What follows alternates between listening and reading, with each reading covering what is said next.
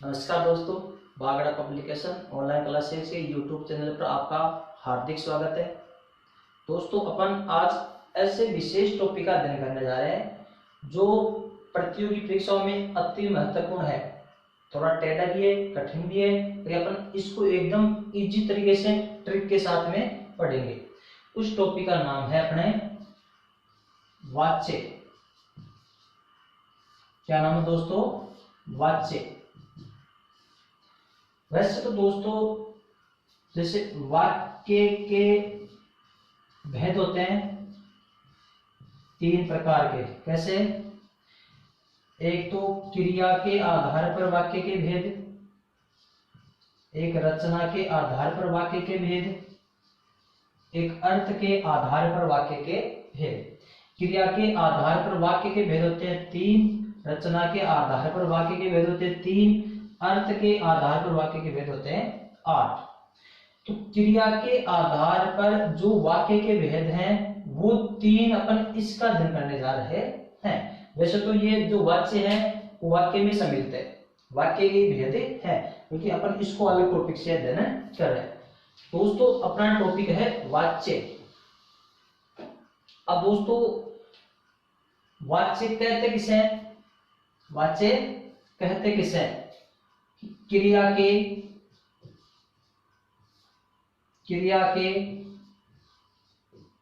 जिस रूप से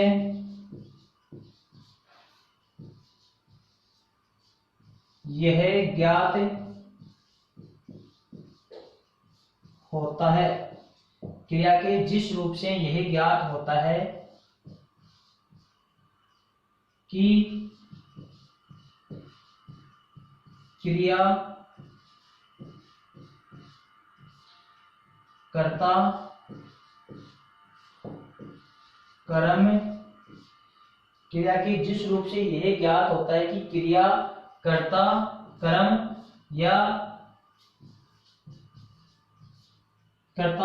या भाव के अनुसार परिवर्तित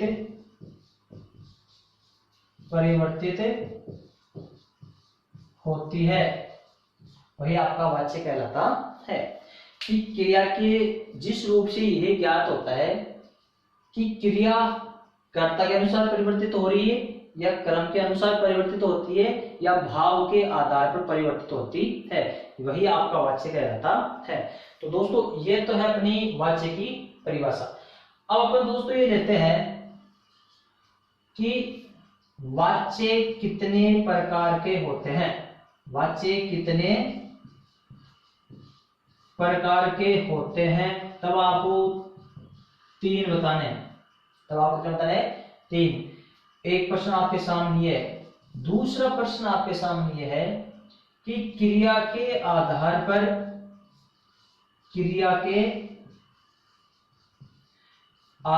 पर वाक्य के भेद बताओ, तो भी आपको तीन ही बताने हैं। या फिर यहां पर ऐसे पूछ ले कि क्रिया के आधार पर वाक्य के भेद या फिर वाच्य के भेद पूछ ले, तो भी आपको कितने बताने हैं? तीन। दोस्तों, ये तो तीन है, ये तीनों एक ही मैटर है। इस प्रश्न को थोड़ा सा घुमाया जा सकता है कि वाच्य के कितने प्रकार होते हैं या वाच्य कितने होते हैं, तो भी तीन होते हैं। क्रिया के आधार पर वाक्य के भेद पूछ ले तो भी तीन होते हैं। क्रिया के आधार पर वाच्य के भेद पूछ ले तो भी तीन ही होते हैं, और ये तीनों सेम ही है। प्रश्न पूछने का अलग अलग तरीका हो सकता है। तो दोस्तों, ये तो हो गए छोटे छोटे दो क्वेश्चन। अब दोस्तों अपन चलते हैं कि वाच्य तीन कौन कौन से होते हैं और कैसे होते हैं। दोस्तों ध्यान रखना, मैं आपको सीधा सारणी के माध्यम से एकदम सटीक वाच्य पढ़ा रहा हूं। तीन ही नियम में वाच्य पूरे हो जाएंगे। वाच्य कितने होते हैं? तीन। एक, दो और तीन। पहला है अपना कृत्रिवाच्य। दूसरा है कर्मवाच्य और तीसरा है भाववाच्य। भाववाच्य, कृतवाच्य, कर्मवाच्य और भाववाच्य। अगर क्रिया का सीधा प्रभाव कर्ता पर पड़ता हो, दोस्तों ध्यान रखना, कृतवाच्य किसे कहते हैं? अगर क्रिया का सीधा प्रभाव कर्ता पर पड़ता हो या क्रिया कर्ता के अनुसार परिवर्तित होती है तो कृतवाच्य कहलाता है। क्रिया का सीधा प्रभाव कर्ता पर न पड़कर कर्म पर पड़ता हो या क्रिया कर्म के अनुसार परिवर्तित होती है, कर्मवाच्य कहलाता है। क्रिया का प्रभाव कर्ता और कर्म पर न पड़कर भाव के आधार पर क्रिया परिवर्तित होती है, वो आपका भाववाच्य कहलाता है। तो दोस्तों वाच्य 3 प्रकार के होते हैं, कृतवाच्य, कर्मवाच्य और भाववाच्य। अब दोस्तों इसका पहला नियम है कि कृतवाच्य में अकर्मक और सकर्मक, अकर्मक और सकर्मक क्रिया दोनों प्रयुक्त होती है। कर्मवाच्य में केवल सकर्मक क्रिया प्रयुक्त होती है।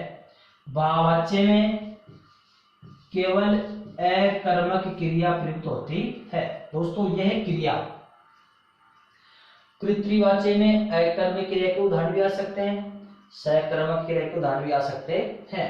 कर्मवाच्य में केवल सकर्मक क्रिया के उदाहरण आएंगे, अकर्मक क्रिया के उदाहरण नहीं आ सकते हैं। भाववाच्य में केवल अकर्मक क्रिया के उदाहरण ही प्रयुक्त होंगे, सकर्मक क्रिया प्रयुक्त नहीं हो सकती है। अब दोस्तों पहला नियम हो गया। दूसरा नियम, कृतवाच्य में से और के द्वारा का प्रयोग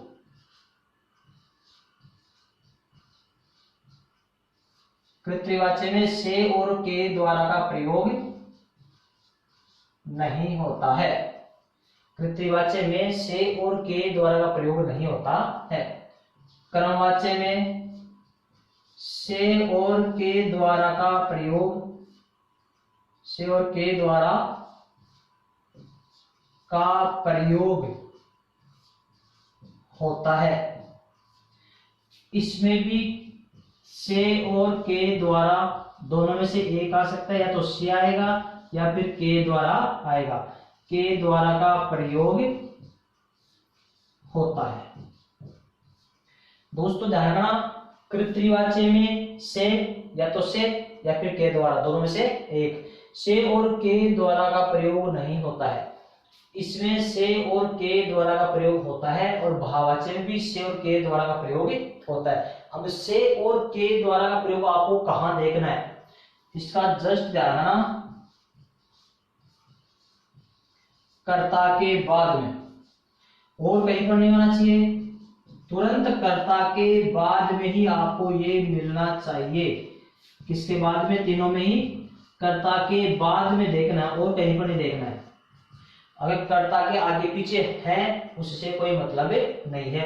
अपन को तो कर्ता के जस्ट तुरंत बाद में देखना है, चाहे कर्ता शुरू में हो, चाहे कर्ता मध्य में हो, चाहे कर्ता कहीं पर भी हो, आपको तो से और के द्वारा प्रयोग देखना है। अगर कर्ता है ही नहीं, अगर वाक्य में कर्ता नहीं है तो फिर आपको से और के द्वारा भी नहीं मिलेगा।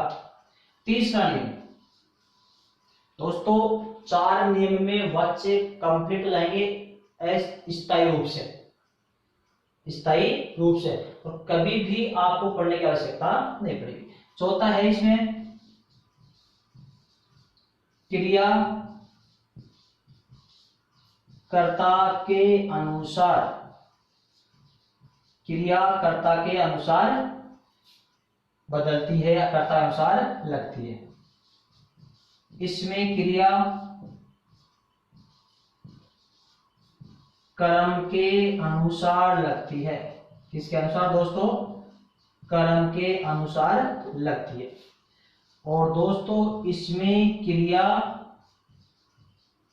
सदैव पुल्लिंग एक वचन रहती है। पुल्लिंग एक वचन, पुल्लिंग एक वचन रहती है। कर्ता का और कर्म का कोई प्रभाव नहीं पड़ता है। तो दोस्तों ध्यान रखना, क्रिया कर्ता के अनुसार, क्रिया कर्म के अनुसार और क्रिया सदैव पुल्लिंग एक वचन के अनुसार। और कभी कभार इसमें ऐसे पूछ जाता है कर्ता के अनुसार या फिर वचन लिंग, वचन लिंग के अनुसार, कर्ता वचन लिंग के अनुसार। इसमें इतना हो सकता है कर्ता वचन लिंग के अनुसार।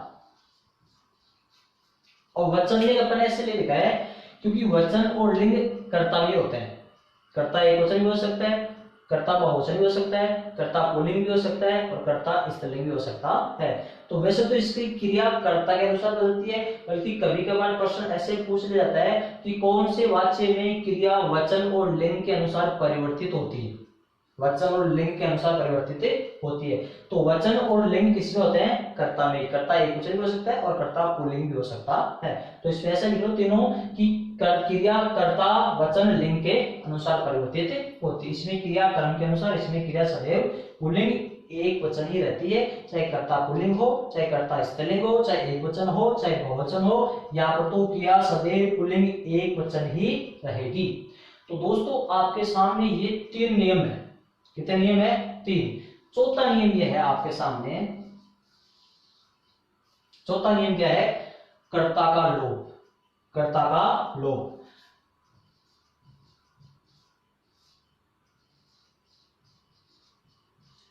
कर्ता का लोप इसमें नहीं होता है। कर्ता का लोप इसमें नहीं होता है। इसमें कर्ता का लोप भी हो जाता है, इसमें भी कर्ता का लोप हो जाता है। बस दोस्तों ये 4 नियम आपके सामने हैं और चारों नियम इस प्रकार से हैं। से और के द्वारा प्रयोग, अकर्मक क्रिया, क्रिया सदैव पुल्लिंग एक वचन और कर्ता का लोप। इसमें सकर्मक क्रिया, से और के द्वारा प्रयोग और क्रिया कर्म के अनुसार और कर्ता का लोप हो जाता है। दोस्तों वाच्य समाप्ति की ओर है, बल्कि इसके हालांकि अन्य नियम और है। इसके 12 नियम है, 4 नियम हो चुके हैं। इन 12 में से 4 नियम ही मुख्य हैं। अगर 4 नियम आपको याद हो गए तो वाच्य एकदम कंप्लीट है। अब दोस्तों सुनना, कौन से, मैं आपसे प्रश्न पूछ रहा हूं कि कौन से वाच्य में अकर्मक और सकर्मक क्रिया का प्रयोग होता है? कृतवाच्य में। कौन से वाच्य में केवल सकर्मक क्रिया प्रयुक्त होती है? क्रमवाच्य में। कौन से वाच्य में केवल अकर्मक क्रिया प्रयुक्त होती है? भाववाच्य में। इसमें सकर्मक क्रिया नहीं आ सकती, इसमें अकर्मक क्रिया नहीं आ सकती। इसमें सकर्मक और अकर्मक दोनों क्रिया के उदाहरण प्रयुक्त हो सकते हैं। अब है दूसरा नियम, कृतवाच्य में कर्ता के बाद में, जस्ट इस बात का विशेष रूप से ध्यान रखना दोस्तों, कर्ता के बाद में ही होना चाहिए। कर्ता के आगे पीछे है तो वो मान्य नहीं है। कर्ता के बाद में से और के द्वारा का प्रयोग नहीं होता है। अगर कृतवाच्य का उदाहरण होगा, अगर कृतवाच्य का उदाहरण होगा तो कर्ता के बाद में ना तो से मिलेगा और ना ही आपको के द्वारा मिलेगा। कर्मवाच्य में कर्ता के बाद में से और के द्वारा का प्रयोग दोनों में होता है, दोनों में होता है। बल्कि इन दोनों में अंतर ये रहेगा, अब आपको पता कैसे लगेगा कि कर्ता के बाद में से और के द्वारा आ गया, इसमें भी कर्ता के बाद में से और के द्वारा प्रयोग हो गया, तो आपको पता कैसे लगेगा कि कर्मवाच्य है या भाववाच्य है? तो वो आप उपमान चलना, जब कर्ता के बाद में से और के द्वारा हो और उदाहरण सकर्मक क्रिया का हो तब तो कर्मवाच्य हो जाएगा। जब कर्ता के बाद में से और के द्वारा हो और उदाहरण अकर्मक क्रिया का हो, उदाहरण अकर्मक क्रिया का हो तो जाएगा आपका भाववाच्य। यहाँ पर दोनों सेम है, बल्कि ऊपर के हिसाब से अकर्मक और सकर्मक क्रिया के हिसाब से आपका वाच्य बताना है। उसमें आपको चाहे अकर्मक हो चाहे सकर्मक हो, बल्कि इसमें कर्ता के बाद में से और के द्वारा नहीं मिलेगा। इसमें क्रिया कर्ता के अनुसार बदलती है, वचन लिंग के अनुसार बदलती है। अगर कर्ता एक वचन है तो क्रिया भी एक वचन रहेगी, अगर कर्ता बहुवचन है तो क्रिया भी बहुवचन रहेगी, अगर पुल्लिंग है तो क्रिया भी पुल्लिंग रहेगी। इसमें क्रिया कर्म के अनुसार बदलती है। कैसे? कर्ता चाहे पुल्लिंग हो, चाहे स्त्रीलिंग हो, चाहे एकवचन हो, चाहे बहुवचन हो, क्रिया कर्म के अनुसार ही बदलती है। इसमें दोस्तों क्रिया सदैव पुल्लिंग एकवचन रहती है, कर्ता का कोई प्रभाव नहीं पड़ता है, पुल्लिंग एकवचन ही रहेगी। कर्तृवाच्य में कर्ता का लोप कभी भी नहीं होता है। कौन से वाच्य में कर्ता का लोप नहीं होता है? कर्तृवाच्य में। और इन दोनों में कर्ता का लोप हो जाता है। कर्ता का लोप होते ही से और के द्वारा का भी लोप, क्योंकि ये से और के द्वारा किसके बाद में आते हैं? कर्ता के बाद में आते हैं। तो कर्तृवाच्य में कर्ता का लोप कभी नहीं होगा, इन दोनों में कर्ता का लोप हो जाता है। फिर आपको पता कैसे लगेगा? कर्ता का लोप होते ही से और के द्वारा का लोप हो जाएगा, फिर आपको वाच्य का पता लगेगा सकर्मक और अकर्मक क्रिया के आधार पर। अब दोस्तों आपकी ये दिक्कत आ रही होगी कि अकर्मक और सकर्मक क्रिया क्या है? अकर्मक और सकर्मक ये क्रिया है, अकर्मक क्रिया सकर्मक क्रिया दो ही क्रिया है। तो दोस्तों ये थोड़ी सी मैं आपको बता देता हूं कि अकर्मक और सकर्मक क्रिया क्या होती है। जिस क्रिया के वाक्य में कर्म नहीं होता है वो अकर्मक कहलाती है, और जिस क्रिया के वाक्य में कर्म होता है वो सकर्मक क्रिया कहलाती है। जिसमें कर्म नहीं हो अकर्मक क्रिया है, जिसमें कर्म होता है वो सकर्मक क्रिया होती है। अब अकर्मक और सकर्मक क्रिया की पहचान ये रहेगी, अगर किसी भी वाक्य में क्या का उत्तर मिले, क्या का उत्तर मिले तो वो सदैव सकर्मक क्रिया होती है। कौन सी होती है दोस्तों? सकर्मक क्रिया होती है। वैसे मैंने ये जो सकर्मक अकर्मक क्रिया पिछले वीडियो में बता दी है। अगर उस वीडियो को क्रम से पढ़ोगे, मैंने जितने भी वीडियो डाले हैं वो क्रम वाइज है, एक वीडियो दूसरे में सहायक होगा। क्रिया बना दी है, अगर वो क्रिया का वीडियो देखा हुआ है तो यहाँ दिक्कत नहीं आएगी, अगर सीधा आप ये देखोगे तो क्रिया में दिक्कत आएगी। क्रम वाइज क्रम वीडियो चल रहे हैं, प्रत्येक को एक एक को देख रहे हैं तो कोई दिक्कत नहीं आने वाली।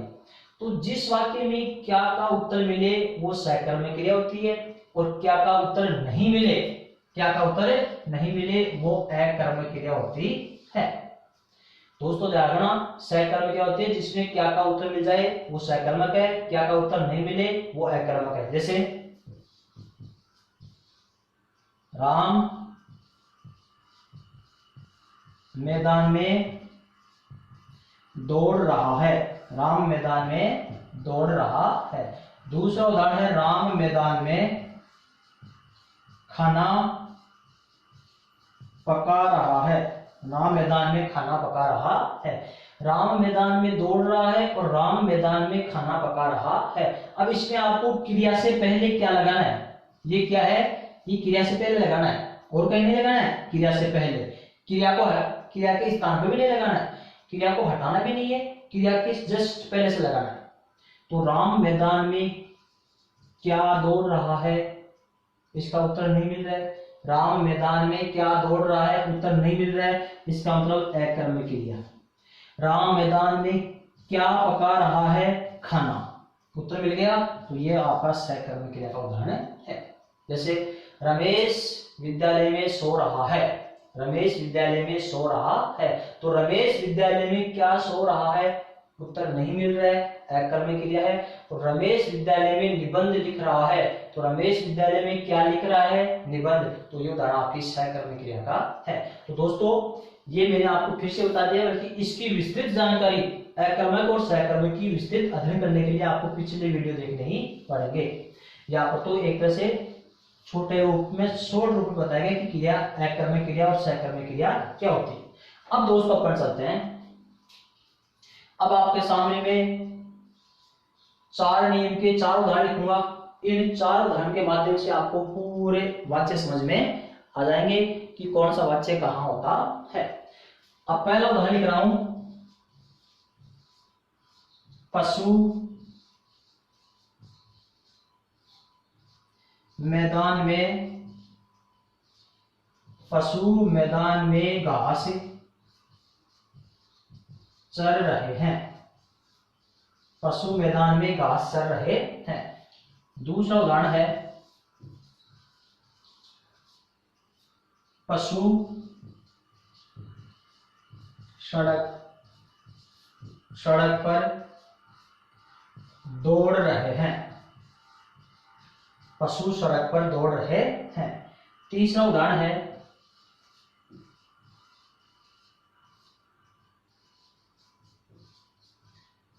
पशुओं के द्वारा घास चरी जाती है। चौथा उदाहरण है,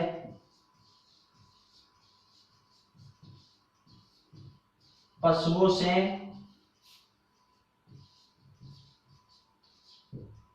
सड़क पर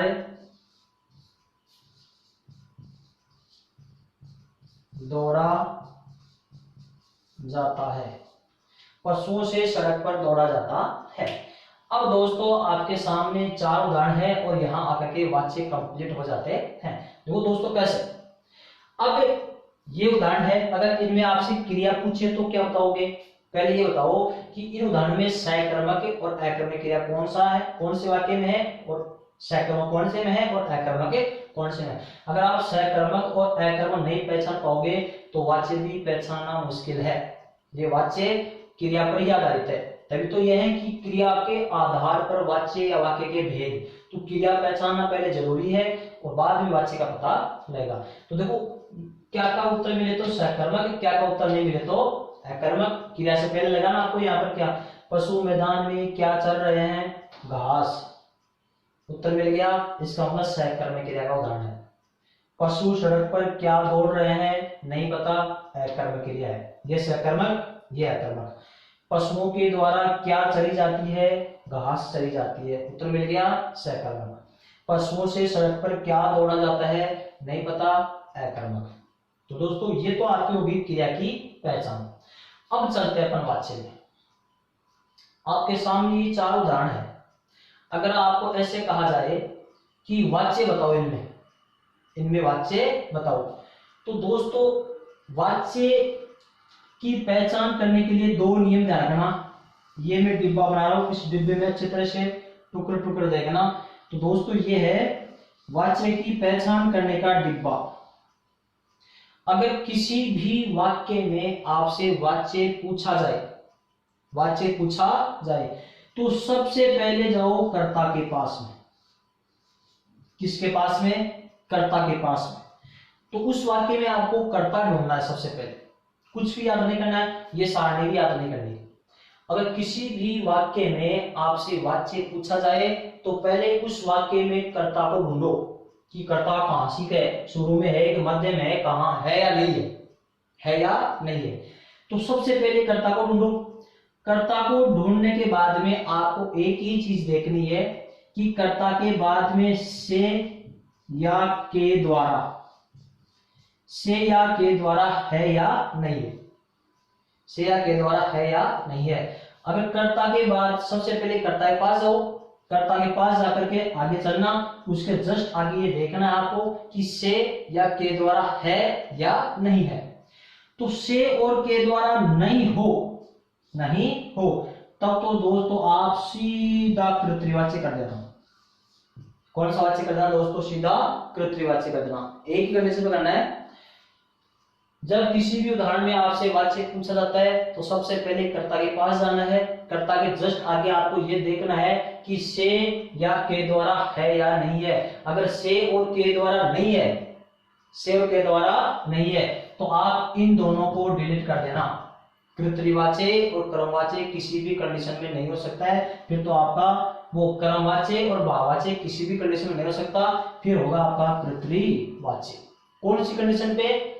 जब कर्ता के बाद में से और के द्वारा नहीं मिले तो फिक्स है कृत्रिवाच्य ही होगा। फिर चाहे आपका उदाहरण अकर्मक क्रिया का हो चाहे सकर्मक क्रिया का हो, क्योंकि इसमें दोनों क्रिया प्रयुक्त होती है, बल्कि कर्ता के बाद में से और के द्वारा नहीं होना चाहिए। एक नियम हो गया। दूसरा नियम धारणा, जब कर्ता के बाद में से और के द्वारा दोनों में से कोई सा एक मिल जाए, से और के द्वारा दोनों में से कोई सा एक हो, तो उसमें या तो कर्मवाच्य होगा या फिर भाववाच्य होगा, या तो कर्मवाच्य या फिर भाववाच्य।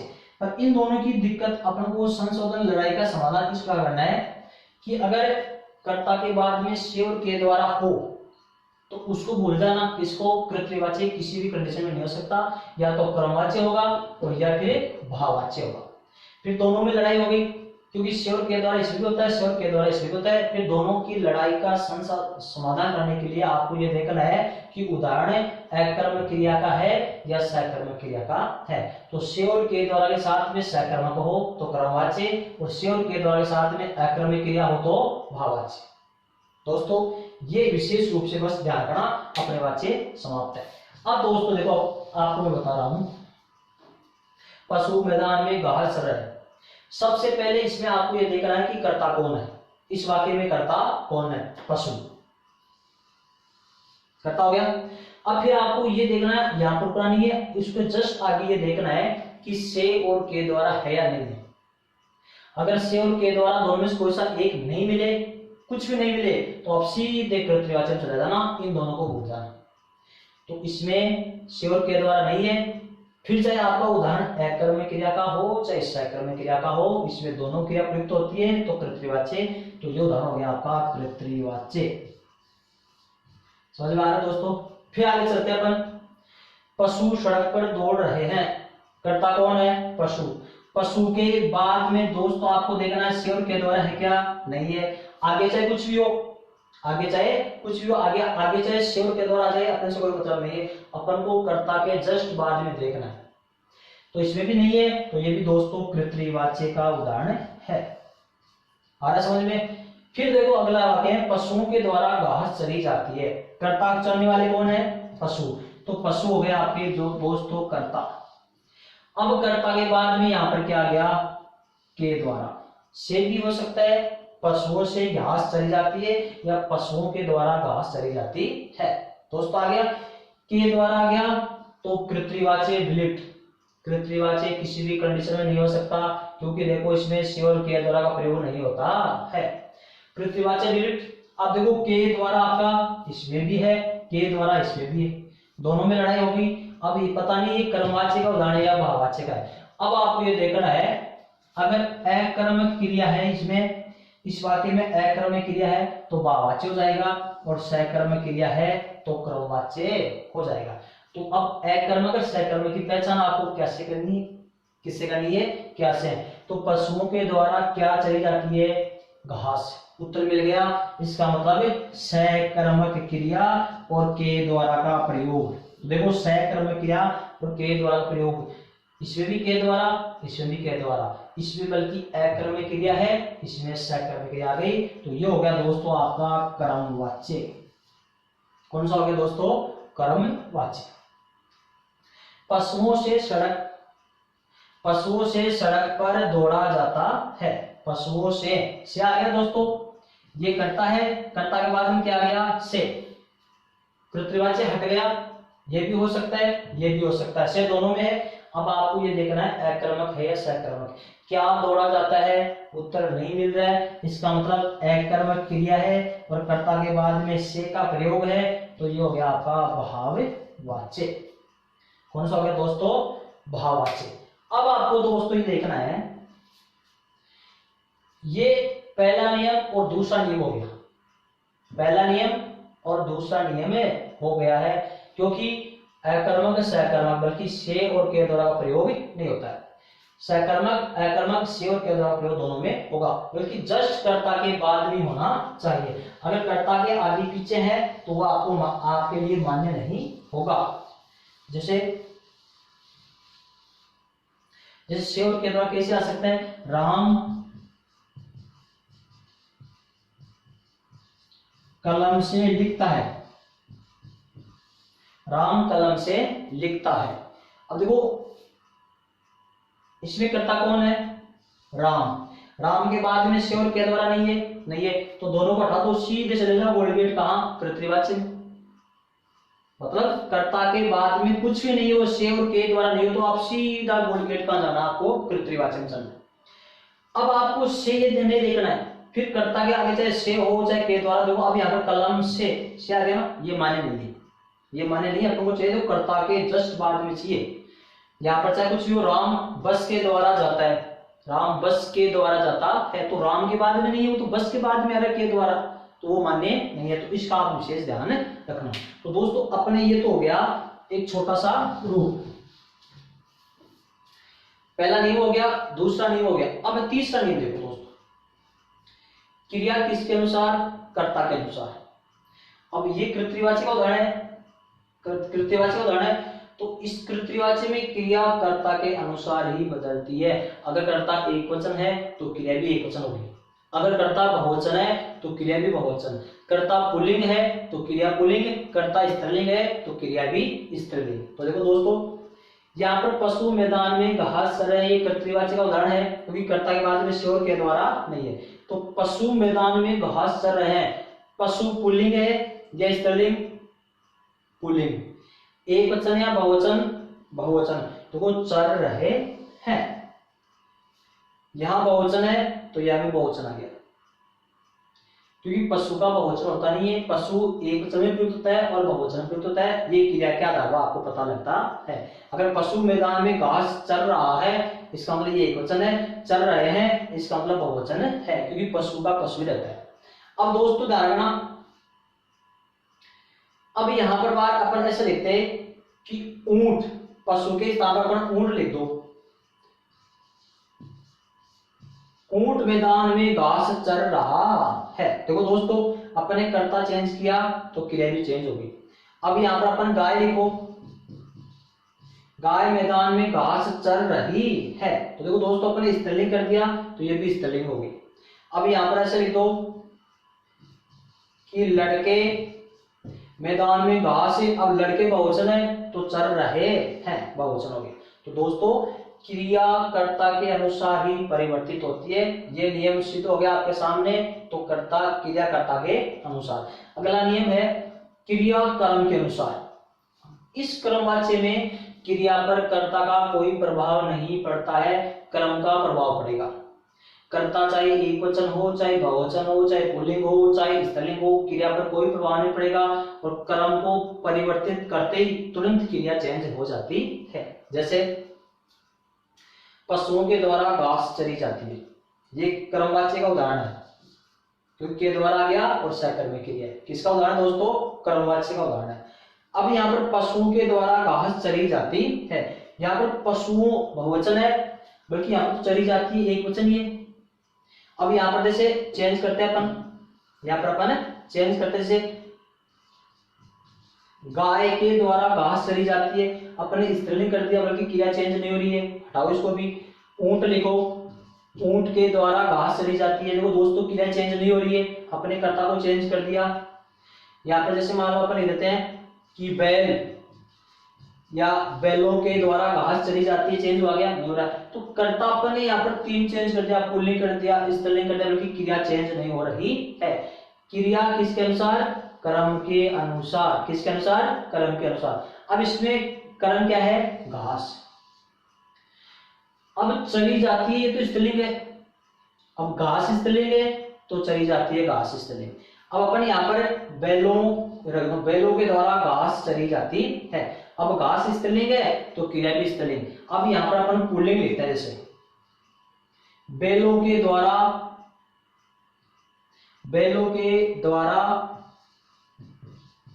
बाजरा चरी जाती है, चरा जाता है, चरा जाता है, ये चेंज हो गया, चरा जाता है, क्योंकि बाजरा पुल्लिंग है तो चरा जाता है। अब यहां पर अपन दूसरा करते हैं, बैलों के द्वारा फसल, फसल स्त्रीलिंग होती है तो फसल वापस चरी जाती है, वापस चेंज हो गई। तो क्रिया को चेंज करते ही, वो कर्म को चेंज करते ही क्रिया भी चेंज हो जाती है, इसमें कर्ता का कोई प्रभाव नहीं पड़ता है। तो दोस्तों क्रमवाच्य में क्रिया कर्म के अनुसार बदलती है, कर्ता का कोई प्रभाव नहीं पड़ेगा। क्रिया एक वचन है तो वो कर्म एक वचन है तो क्रिया भी एक वचन है, कर्म पुल्लिंग है तो क्रिया भी पुल्लिंग, कर्म स्त्रीलिंग है तो क्रिया भी स्त्रीलिंग। अब दोस्तों अपन लास्ट वाले में चलते हैं, क्रिया सदैव पुल्लिंग एक वचन, इसमें कर्ता का कोई प्रभाव नहीं पड़ेगा, कर्म तो आता नहीं है क्योंकि अकर्म में क्रिया होती है, केवल कर्ता आएगा तो कर्ता का कोई प्रभाव नहीं पड़ता है। पशुओं से सड़क पर दौड़ा जाता है, अब देखो दोस्तों दौड़ा जाता है ये पुल्लिंग एक वचन का रूप है। यहाँ पर पशुओं क्या चीज है, बहुवचन, क्या है, बहुवचन, तो इसका प्रभाव नहीं पड़ रहा है, इसका प्रभाव नहीं पड़ रहा है। अब यहाँ पर अपन लिखते हैं पशु, एक वचन करते हैं इसके स्थान पर, पशु से सड़क पर दौड़ा जाता है, चेंज नहीं हो रहा है। यहाँ पर लिखते हैं अपन गाय, गाय से सड़क पर दौड़ा जाता है, ऐसा नहीं गाय से सड़क पर दौड़ी जाती है। अब गाय स्त्रीलिंग तो अपने इसको स्त्रीलिंग नहीं, वाक्य गलत हो जाता है, गाय से सड़क पर दौड़ा जाता है। अब यहाँ पर अपन लड़की करते हैं, लड़की से सड़क पर दौड़ा जाता है, लड़कों से सड़क पर दौड़ा जाता है। अपने यहाँ पर पुल्लिंग, स्त्रीलिंग, एक वचन, बहुवचन सब बदल दिया, बल्कि यहाँ पर क्रिया तो दौड़ा जाता है फिक्स है, सदैव पुल्लिंग एक वचन ही रहती है। चाहे यहाँ पर कुछ भी चेंज करो, क्रिया कभी भी चेंज नहीं होती है। तो दोस्तों ये 30 का नियम पहला नियम हो गया, दूसरा हो गया, ये 30 का भी हो गया। क्वेश्चन पूछा जाए आपसे, अब है चौथा नियम। क्वेश्चन आपसे ये पूछा जाए कि कौन से वाक्य में क्रिया सदैव पुल्लिंग एक वचन होती है। ये क्वेश्चन आया था पटवारी 2015 में, कि कौन से वाक्य में क्रिया सदैव पुल्लिंग एक वचन होती है, तो बहुवाच्य। कौन से वाक्य में क्रिया क्रम के अनुसार बदलती है, क्रमवाच्य। कौन से वाक्य में क्रिया कर्ता वचन लिंग के अनुसार परिवर्तित होती है, कर्तृवाच्य। तो दोस्तों आपके सामने 3 नियम कंप्लीट हो चुके हैं। चौथा नियम देखो इधर, कर्तृवाच्य में कर्ता का लोप नहीं होता है, इसमें भी कर्ता का लोप होता है, बहुवाच्य में भी कर्ता का लोप हो जाता है। तो दोस्तों जब कर्ता का लोप हो जाएगा तो से और के द्वारा का लोप हो जाएगा, क्योंकि से और के द्वारा किसके बाद में आते हैं, कर्ता के बाद नहीं आता है। उसमें कर्ता का लोप होगा नहीं, तो इस बात को तो भूल जाओ, क्यों उसमें कर्ता आएगा। जैसे राम विद्यालय में कहानी सुनता है, राम विद्यालय में कहानी सुनता है, तो राम के बाद में से और के द्वारा है क्या, नहीं है, तो कर्तृवाच्य हो गया। राम से कहानी सुनी जाती है, राम से आ गया, उसको उठाओ, से ये भी है, ये भी है, क्या सुनी जाती है, कहानी, क्रमवाच्य हो गया। राम से रोया जाता है, राम से रोया जाता है, राम से ये भी है और ये भी है, बल्कि क्या रोया जाता है, अक्रमिक क्रिया है, तो बहुवाच्य हो गया।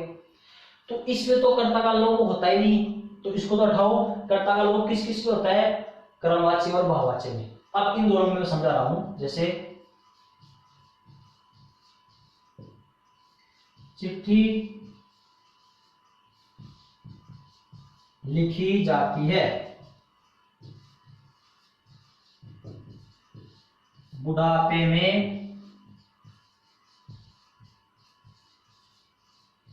चला नहीं जाता,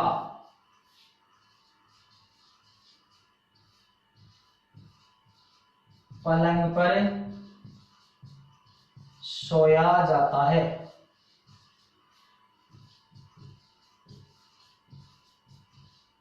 गर्मियों में खूब नहाया जाता है,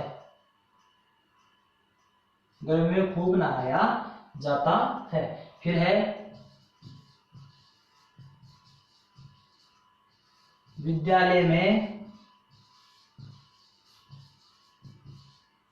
अखबार पढ़े जाते हैं, विद्यालय में अखबार पढ़े जाते हैं। दोस्तों आपके सामने ये उदाहरण है। अब जिस वाक्य में मैंने आपको एक ही बात कही थी, अगर किसी भी वाक्य में आपको वाच्य पूछे तो सबसे पहले आपको क्या ढूंढना है, कर्ता ढूंढना है, और कुछ काम नहीं करना है। कर्ता मिले तो ठीक है, नहीं मिले तो ठीक है, सबसे पहले कर्ता ढूंढना है। तो इन वाक्य में किसी में भी कर्ता नहीं है, किसी में कर्ता नहीं है, क्योंकि चिट्ठी लिखी जाती है, लिखने वाला नहीं है, ना चलने वाला नहीं है, सोने वाला नहीं है, नहाने वाला और पढ़ने वाला भी नहीं है, कर्ता नहीं है। तो एक टेंशन खत्म, कर्तृवाच्य तो नहीं हो सकता, कर्तृवाच्य तो नहीं हो सकता। क्यों, कर्तृवाच्य में कभी भी कर्ता का लोप नहीं होता है, कर्तृवाच्य में कभी भी कर्ता का लोप नहीं होता है। अब बच गया आपके क्रमवाच्य और बहुवाच्य। अब इनमें या तो क्रमवाच्य हो सकता है या फिर बहुवाच्य हो सकता है। और दोस्तों अपन इनमें पता कैसे लगाएंगे, क्योंकि कर्ता का लोप इसमें भी होता है और कर्ता का लोप इसमें भी होता है। अब इन दोनों में आपको पता लगाना है सकर्मक क्रिया और अकर्मक क्रिया के आधार पर। अगर इनमें किसी में सकर्मक क्रिया है तो कर्मवाच्य होगा। अगर अकर्मक क्रिया है तो भाववाच्य होगा। से और के द्वारा इसमें मिलेगा नहीं। क्यों? जब कर्ता का लोप हो जाता है तो से और के द्वारा का लोप भी अपने आप ही हो जाता है, क्योंकि ये कर्ता के बाद में ही आते हैं। अब दोस्तों देखो, ये सकर्मक क्रिया है या अकर्मक क्रिया है। अब सकर्मक और अकर्मक का बताओ कैसे लगेगा। क्या का उत्तर मिले तो सकर्मक, नहीं मिले तो अकर्मक। तो देखो, चिट्ठी लिखी जाती है, चिट्ठी लिखी जाती है। क्या लिखी जाती है? चिट्ठी। क्या का उत्तर मिल रहा है? इसका मतलब सकर्मक क्रिया। तो दोस्तों सकर्मक क्रिया किसमें आती है? कर्मवाच्य में। सकर्मक क्रिया उसमें भी आती है, परंतु इसमें कर्ता का लोप नहीं होता है, कर्ता का लोप नहीं होता है। अब आप कहोगे हम इसमें कर्ता लिख दे तो, इसमें कर्ता अपन लिख दे तो, भाई लिखने वाला कोई ना कोई तो है, उसका नाम लिख दो, लिखकर देख लो। अगर इसमें अपन नाम लिखेंगे तो फिर से और के द्वारा निश्चित रूप से आएगा। जैसे अपन लिखते राम, अब राम लिख दिया। अब इस वाक्य को पढ़ो, राम चिट्ठी लिखी जाती है, वाक्य नहीं जम रहा है, तो फिर यहाँ पर आएगा राम के द्वारा, राम के द्वारा। तो देखो कर्ता के बाद में के द्वारा आ गया ना, तो इसमें तो कर्ता के बाद में से और के द्वारा का प्रयोग ही नहीं होता है। तो मैं कह रहा हूं कर्ता के लोप कर्तृवाच्य में कभी भी नहीं होता है। तो सकर्मक क्रिया इसमें भी होती है, इसमें भी होती है, लेकिन इसमें कर्ता का लोप कभी भी नहीं होता है। कर्ता को लिखते हैं अपन तो के और से और के द्वारा भी लिखना पड़ेगा अपने आप ही। तो दोस्तों क्या लिखी जाती है? चिट्ठी। सकर्मक क्रिया हो गई तो कर्मवाच्य हो गया। बुढ़ापे में चला नहीं जाता, बुढ़ापे में क्या नहीं चला जाता, उत्तर नहीं मिल रहा है। अकर्मक क्रिया हो गई, अकर्मक क्रिया तो इसका मतलब भाववाच्य। ये हो गया आपका कर्मवाच्य, ये हो गया आपका भाववाच्य। पलंग पर सोया जाता है, तो पलंग पर क्या सोया जाता है? केवल क्या का प्रयोग करना है, ऐसा नहीं कहां सोया जाता है, कहां, पलंग पर, और कुछ नहीं प्रयोग करना है, केवल क्या का लगाना है। तो पलंग पर क्या सोया जाता है, उत्तर नहीं मिल रहा है। अकर्मक क्रिया तो भाववाच्य। कौन सा हो गया दोस्तों? भाववाच्य।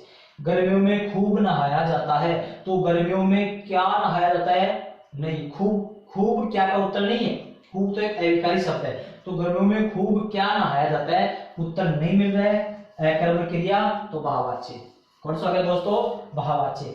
विद्यालय में अखबार पढ़े जाते हैं, तो विद्यालय में क्या पढ़े जाते हैं? अखबार। उत्तर मिल गया तो सकर्मक क्रिया हो गई। तो सकर्मक क्रिया का मतलब कर्मवाच्य। तो दोस्तों आपके सामने इस प्रकार से ये वाच्य हैं, वाच्य हैं। फिर से आपको 4 नियम कंप्लीट हो चुके हैं। 5 इसके नियम है, 12 नियम पढ़ लोगे। हालांकि मुख्य ये 4 नियम ही है, बल्कि 12 नियम है, वो पढ़ने के बाद में वाच्य कभी भी गलत नहीं होंगे। और ऐसा मैटर या तो यहाँ पर वीडियो मिलेगा, और या फिर ये मैटर अपनी जो पुस्तक है भारतीय हिंदी व्याकरण कोश, जो अपना पब्लिकेशन है, बागड़ा पब्लिकेशन जयपुर, अपने पुस्तक निकाली व्याकरण की, जिसमें 1500 वस्तुनिष्ठ प्रश्नोत्तरी है, भारतीय हिंदी व्याकरण कोश, उसमें ये डिटेल मिलेगा। तो दोस्तों ये 4 नियम हो गए। फिर से बताता हूं मैं, इसमें अकर्मक सकर्मक प्रयोग होता है, इसमें केवल सकर्मक, इसमें अकर्मक।